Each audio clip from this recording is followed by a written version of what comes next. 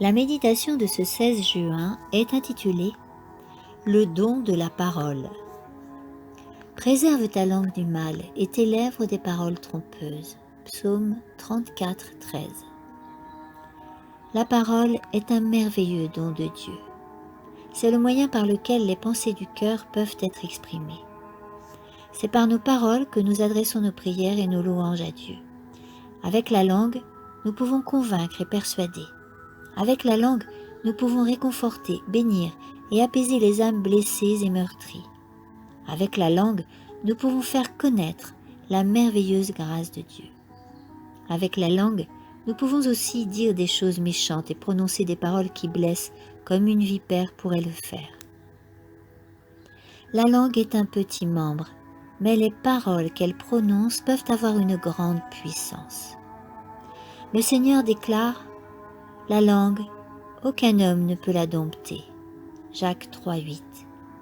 Elle peut monter une nation contre une autre et causer des guerres et des effusions de sang. Les paroles peuvent allumer des feux qu'il est difficile d'éteindre. Satan met dans l'esprit des hommes des pensées que les chrétiens ne devraient jamais exprimer. Les réponses méprisantes, les paroles amères et passionnées, les accusations cruelles et soupçonneuses viennent de lui. De nombreuses paroles font du mal à ceux qui les prononcent et à ceux qui les entendent.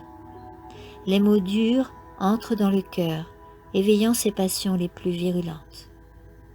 Ceux qui font le mal par leurs paroles attristent le Saint-Esprit, car ils vont à l'encontre des projets de Dieu.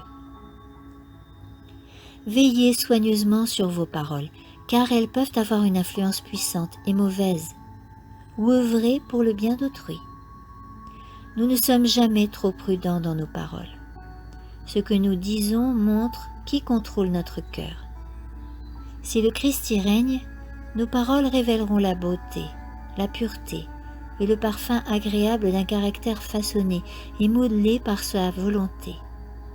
Mais si nous nous plaçons sous l'influence de l'ennemi de tout bien, nos paroles se feront l'écho de ses sentiments. Seul le Christ peut nous permettre de remporter la victoire sur le désir de prononcer des paroles hâtives, des mots qui lui déplaisent.